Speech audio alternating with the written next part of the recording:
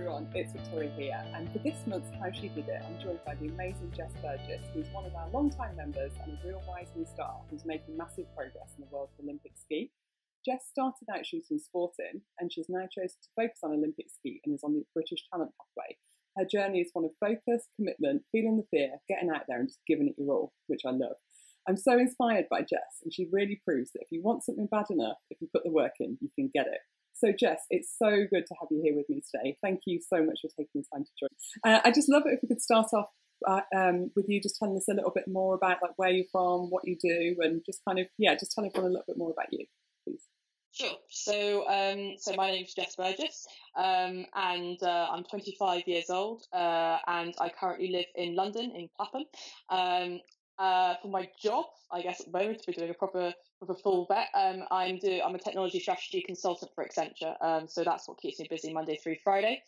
What I kind of do on my weekends is I'm actually an Olympic Skeet shooter on the British shooting talent pathway. So in terms of how I've randomly landed in a Olympic Skeet and be on a British talent pathway. So when I was about 14, I was basically out in the fields with my dad. He was on a game shoot trying to figure out the ropes for the whole shooting thing.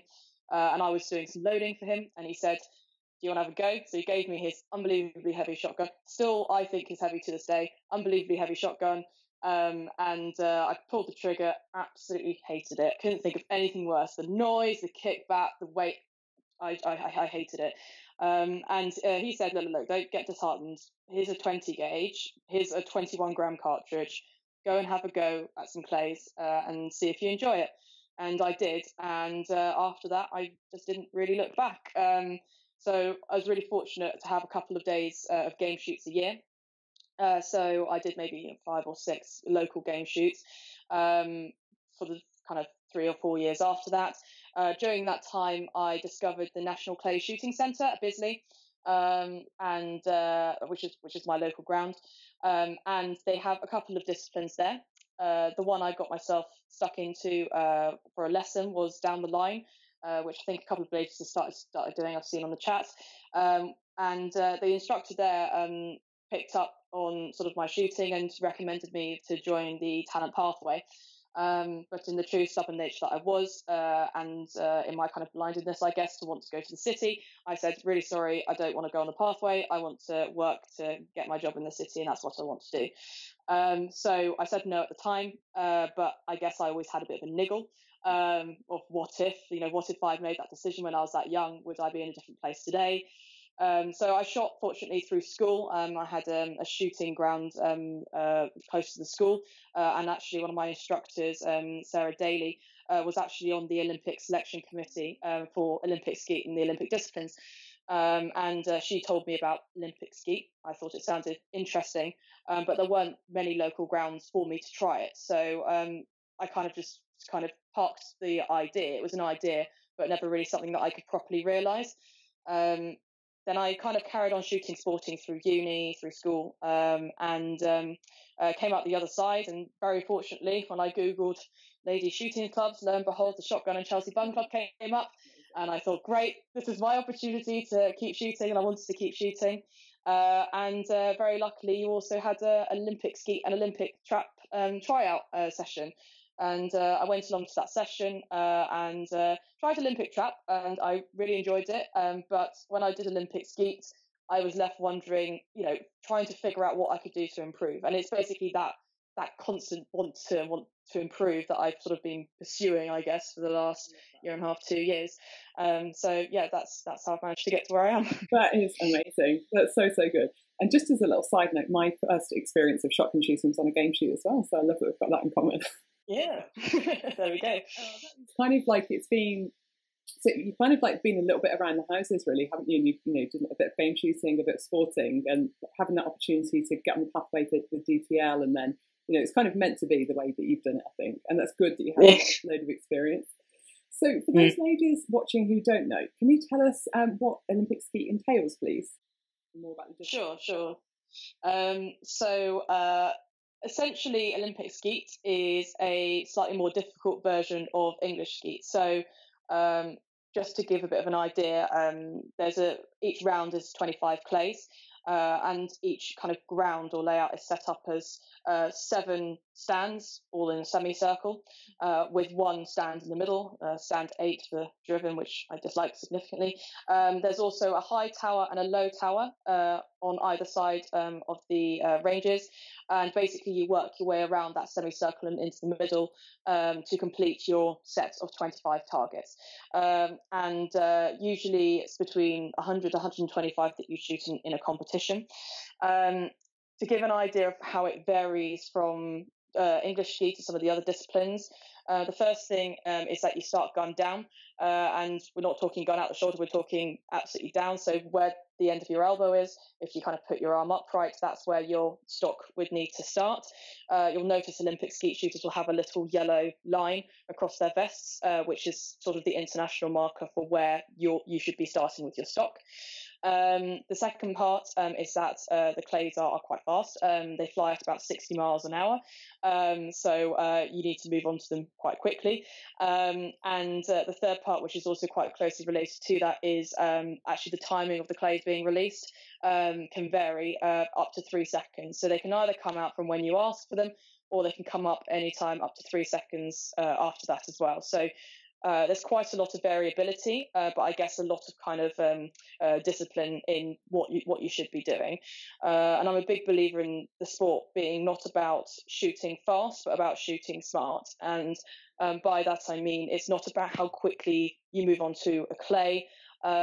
It's more about it's more about where you pick up the clay, where you start with your gun, and thinking about actually logically and technically what you can do to basically give yourself a little bit more ease to shoot the clay in the best way possible. And that's very much applicable across sporting. So what is it that you really love about Olympic Skeet, Jess? Like, what is it that kind of, got you in and kind of got you hooked on it? I think I'm one of those people that's either go hard or go home. And I'd always been sort of shooting for a bit, and I was okay at it, but I was never really amazing. I was just kind of enjoyed shooting for the shooting, and I wanted to take it to the next level. And Olympic Skeet for me really offers that opportunity to take it to the next level. There's only a few Olympic disciplines, which is Olympic trap and Olympic skeet. And the opportunity to potentially go to the Olympics sounded like a pretty good objective for me.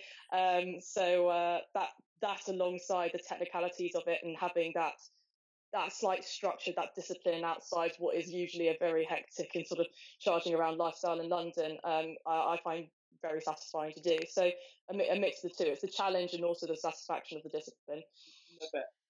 So mindset is a big part of shooting, and there's obviously a lot of pressure when you're competing. So how do you keep your cool, like you personally? And have you ever been in a situation where like nerves got the better of you, and how did you come back from it? That's a very, very good question. So I would say mindset-wise, I'm still trying to figure it out. I know a lot of the experienced shots have their fixed routine. They're quite happy doing their own thing. I think I remember Anita talking about how she had a little scene going on in her mind that she just kind of kept to when she was shooting, which I thought was quite an interesting one. I hadn't heard that one before. If anything, what I do is I do kind of like, I don't know if you've done any of those meditation apps or anything like that on your phone, but essentially they guide you into kind of taking sort of a delicate but like unbusy focus object. So if I'm just looking down, or like look at a stone or a bit of cartridge and almost just sort of pay like attention to very kind of simple details of that. And I find just kind of drawing my attention away from what's actually happening around me and just towards something really simple has proven to be quite effective so far. Other parts of it are having a really good playlist. I have a very good shooting playlist at the moment, if I may say so myself, which I listen to before I shoot, which has a bit of AC/DC, Meatloaf, some proper like belters. I Need a Hero, that sort of thing. So that's also a good one to keep going and a strong recommendation. And then lastly is confidence and making sure that you are kind of self-assured that you know that you can deliver the shot you need to deliver, especially when you're working with clays flying at those speeds. It can be very difficult to get just a little thought or something come into the way, and you end up losing your concentration. It knocks your confidence to the next. And being able to pick yourself back up and take yourself forward is really important for this. Bearing in mind that you just do the same sort of setup of plays each time. In theory, it should be really simple to hit all of them at once, but apparently it's quite difficult. So I'd say confidence is quite a big part of it as well. In terms of big knocks I've had, I think my biggest knock in Olympic Skeet has been, was actually last year. It was during one of my first registered, so I didn't know many people in Olympic Skeet. And I was at a point where I was still really, I guess, getting to learn the fundamentals of the discipline. I was very much going to every single selection shoot, experience shoot, anything that I could go to, I'd go to, even when I didn't really know much about the sport. So I wasn't pegging serious scores, but I was pegging decent scores and I knew where I needed to be. And my worst scoring round to date was actually the last round at one of the GB shoots last year. And I scored 11 out of 25. Now, 11 is actually an incredibly good score. Like, for those starting out, it was absolutely amazing. But for me, I wanted to be shooting around about 17. And throughout the day, I was consistently getting there and getting higher. So I thought maybe I could finish on a high and beat my PB. And I remember the feeling, and I remember thinking, God, like, this is, this sport is just so frustrating. You know, you can hit those plays. You hit them last time and now you're not. And it's just, it's very frustrating. But I really enjoyed the kind of challenge of like picking yourself up, taking yourself forward, and kind of really building out that story. Because at the end of the day, you're not going to be able to, make the Olympics in 6 months, a year, even if you think you're the best shot. There's a lot that you need to learn, not just in how to do a good shot, but also in what a bad shot looks like as well. And I think that journey end to end is what pushes me through to kind of keep going and to keep doing what I do. And a big part of that has been the blogging. So I've got a blog as well on Instagram. Share the details on below this video after, so you'll have to let us know what they are in a bit. Absolutely. I love that about you, and that whole kind of like personal growth and like you just said, like picking yourself back up and kind of growing through it and going through it and getting yourself to the next level. Really, I'm such a fan. You just totally speak my language. What would you say your biggest challenge has been to getting to where you are now? I would say so the first thing is the sheer number of cartridges that you get through. So the actual cost of doing this is a lot more significant than doing something perhaps like sporting. I mean, in a training session, I probably get through 100 cartridges, which actually is not very many, but you burn through that within an hour. So you get through 100 cartridges in an hour. And, then outside that, if you're competing, you have to stay overnight in most places because they're quite a long way from London. Most of them in Wales, ironically. So a lot of travel, a lot of cartridges, and the resources around that can be quite difficult. And I've had to figure out or be a little bit more creative with my means for making that happen. I guess the other part, which was initially quite challenging, was actually the people. And because it is, I think, it's a good thing, because actually Olympic Skeet is because it's so challenging, it's a very, very small discipline to do. And as a result, like, you can pretty much name every person who does Olympic Skeet in your area. That's a fairly straightforward thing to do. And now I know that that's great, but actually finding those people in the first place is like trying to find needles in a haystack unless you know where to look. So I think getting onto the pathway for me was a big enabler for identifying those people and finding those people. But I think the prequel to that required a lot of kind of me trying to figure out where everything is, and a lot of the experience shoots would stay the same. And I'm sure a couple of ladies are also thinking it, that there's quite a few shooting bodies that are all trying to do, look after their bits of shooting as well. So when you're trying to find the tiniest discipline in a sport which has multiple bodies, it could be a little bit challenging. But like I say, I'm putting myself forward to say if anyone wants to do Olympic Skeet, I can happy to help them get into it so they don't have that challenge for sure. So you've just touched on financial commitment. So what kind of time commitment would you say you've invested so far? And has there been anything you've had to sacrifice to kind of get to the point you are now, 2 years in? I think there hasn't been so much sacrifice, but it's a little bit more about managing expectations. I think, pardon the office speech, but it is a little bit about managing expectations. So when I decided to go on the pathway and I decided to start pushing, I told all my friends that I wouldn't be free on Saturdays. I was like, forget booking anything in my diary on Saturdays. I won't be available. I'll be shooting.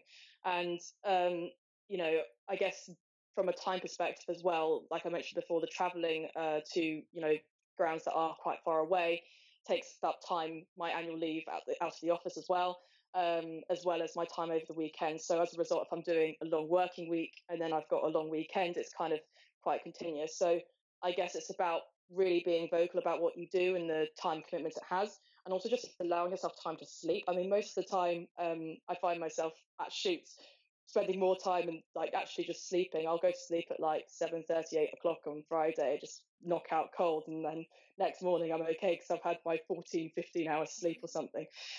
So that's the other, I guess, benefit of it. But it is quite, I guess, tiring in that regard because of the sheer mileage and the driving around for it. Yeah, I found that it's entirely different, but kind of a little bit the same. The early years in the Chelsea Gun Club, that was like, you know, 6-hour work week, and then drive into far-flung corners of the country on a Saturday and Sunday, and it's just like, you know, you just gonna sleep and lie down when you can, when you remember to eat and drink. So what do you know now that you wish you'd know when you first started out? I think it's primarily down to experience with the firearm. So like, I think I'd obviously been shooting for quite a long time, but a lot of it had been focused in sporting. And particularly when I went to uni, I think we can best describe it as being kind of very, very casual shooting. There wasn't sort of a lot of attention to technique or anything like that. I didn't actually know you needed to see the barrels of a shotgun until about 3 or 4 years ago in order to shoot. I just had never seen them because I bought a gun fit. Things like that additional experience, I think, is very important when moving into Olympic Skeet. And then secondly to that, I guess I'd been in another discipline prior to Olympic Skeet. So a lot of people start out in English Skeets, kind of build up the momentum and get the structure in place, and then move into Olympic Skeet. And I think like people that have made that journey have made that journey well. That's not to say that sporting shots haven't also just done the jump from sporting to Olympic Skeet and done very well themselves. I think there's a number of world-class shooters that did that outright. So it works either way, but personally, I think having that extra discipline in between would have been quite nice. So I fixed some of those, you know, gun fit problems and things a bit earlier. Yeah, I love the way that you just jump right in. So how about the popularity of Olympic Skeet then? How many other women are doing it? Is there a big and growing following? What's it like? Sure. So I mentioned it before, and it's quite a small discipline, and as a result, you do get to know the community very well. But that's not to say it isn't a growing discipline. We do get a lot of people, like I say, moving across from English Skeet, and also a couple coming across from sporting. The talent pathway in particular has driven a huge number of young shots this year. So seeing people, you know, kids that are like 10, 11 years old doing it, as well as kind of, you know, people coming in their 30s and 40s, you know, also coming in for their first go at it as well. So I'd say it's definitely a growing community. I would say it's definitely something that's growing. And from a women's perspective, there are still fewer women than men doing it, and I think that's kind of a standard across the sport. But the way that they kind of structured Olympic Skeet now is that it's equal between men and women in terms of the number of clays you shoot and you know, the time and the expenses expected of you to shoot, which is very good. So I'd say, yeah, absolutely. From a kind of representation perspective as well as a people perspective, it's definitely a big and growing community. And finally, what would your advice be to ladies watching this who are really keen to have a go at Olympic Skeet? What would you say to them? I think the underlying theme of this call has been just do it, and I'm a very strong believer in just do it. And I've actually even got a pair of sports leggings that have just do it written down the side. I genuinely, it's not the easiest discipline in the world. Like, I'll happily say that, and it's known for being difficult, but it's exactly that technical challenge that drives a lot of people to keep doing it. And like I say, technically wise, you develop a lot of skill and interest in in your shooting and your firearms, and you learn a lot about the sport itself. So I'd say absolutely, if you get the chance, do it. Just go and have a go. Get stuck in, enjoy the challenge. Like, don't get disheartened at not hitting 100% first time, and just keep going. And like I say, there's plenty of us women around who are happy to do a little bit of traveling, to come along and do a bit of shooting. So absolutely, yeah, just do it. Dive right in, love it. Okay, and just to wrap up, I have some quick fire questions for you, which I love. So Sure. I'm going to ask you a few questions if you just give us a quick fire answer. So if money was no object, what would be your dream gun? I'm very lucky to say I think I've just got my dream gun. I'm very, very happy to say that I've saved up for that. So DC-11 Skeet. Amazing. And when you're not shooting or working, I'm either at the pub or working. One of the two. Love it. Atta girl. So, it's been so good to chat to you. You are just so awesome. I know earlier you mentioned that you got a blog. So, and yeah, where can people find you online if they want to, find out more about you or follow your journey? Yeah, sure. So my main posts go on Instagram. So I'm Jess Burgess _OSK, which is the acronym for Olympic Skeet. So I'm all up on Instagram for there. I'm also on Facebook. Just add me as a friend on Facebook. I haven't got like a formal page or anything, but I do occasionally share some of my Instagram posts through that as well. So yeah, if you want to follow my journey closely, definitely Instagram. Otherwise, a little bit on Facebook. Yeah, why not? It's been amazing. Thank you so much, Jess, and I shall see you soon. Absolutely. Thank you.